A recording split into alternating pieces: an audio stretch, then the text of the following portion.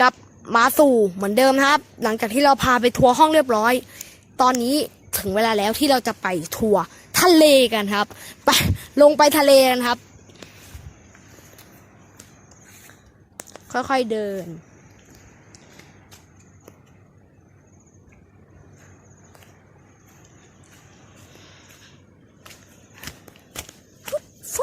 นี่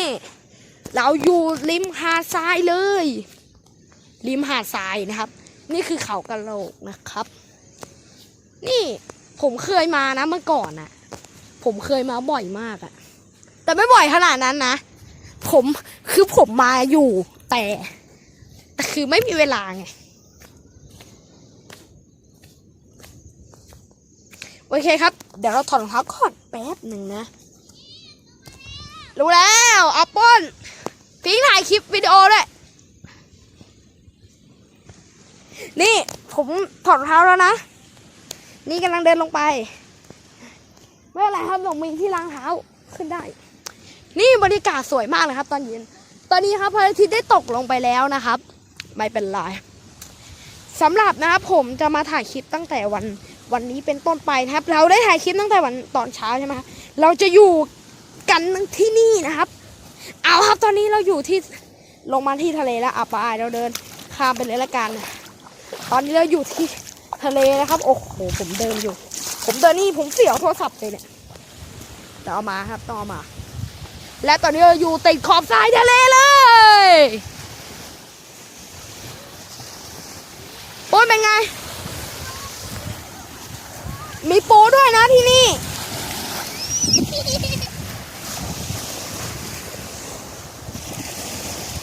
เฮ้ยอย่าแพ้โรงเรียนนั้นน่าพักว่ะเห็นไหมก็ที่เราเคยไปนอนกันแล้วอ่ะฮะนี่เราเคยอันนี้แต่นี้อันนั้นเรายังไม่เคยไปเลยนะจำไม่ได้ใช่โอ้โหตอนนี้ขึ้นแรงมากตอนนี้ขึ้นแรงมากเลยเป็นไงสนุกไหมสนุกเอาครับอันนี้คือเขากะโหลกใช่ไหมเขากะโหลกคือสวยมากเลยอ่ะตรงนั้นก็เป็นคนนะครับน่ะโรงแรมก็คนเยอะมากเลยแบบไม่ทิ้งเงียบอะไรเลยอ่ะ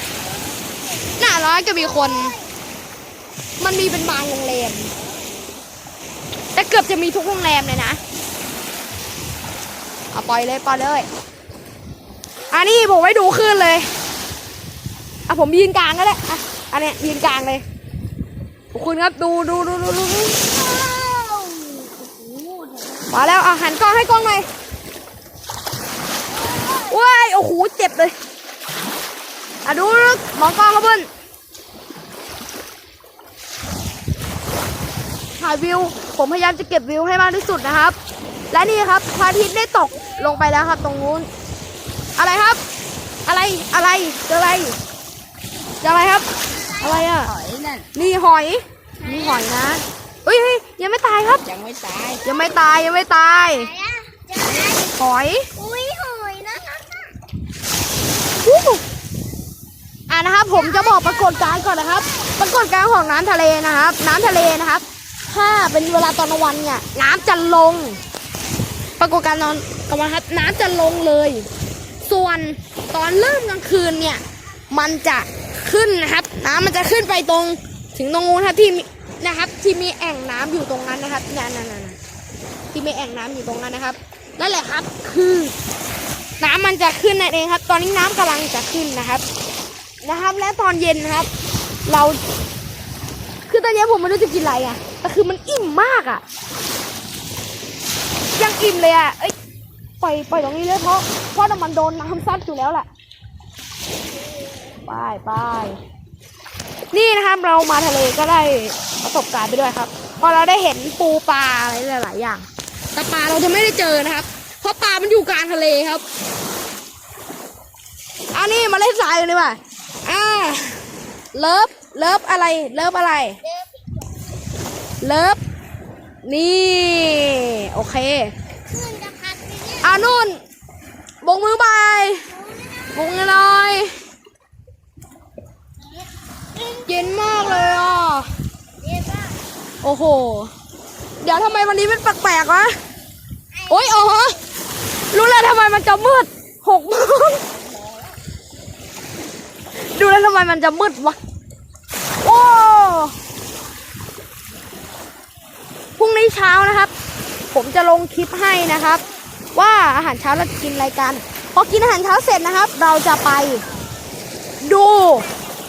น้ำสระกันเลยดีกว่าครับ ยังไม่รู้เลยสิว่ามีน้ำสระเดี๋ยวค่อยพาไปดู น้ำสระทีหลังครับ เอาครับ คลิปนี้เหมือนเราต้องตัดแล้วนะครับ คลิปนี้ตัดก่อนนะครับ พร้อมแล้วบ๊ายบายกันก่อนเลยนะครับ อย่าลืมกดไลค์กดแชร์กด Subscribe ด้วยนะครับ และเพื่อเป็นการสนับสนุนช่องนะครับ ก็ขอให้ทุกคนติดตาม หรือว่าชวนเพื่อนเนี่ยมาติดตามช่องครับ ให้ครบ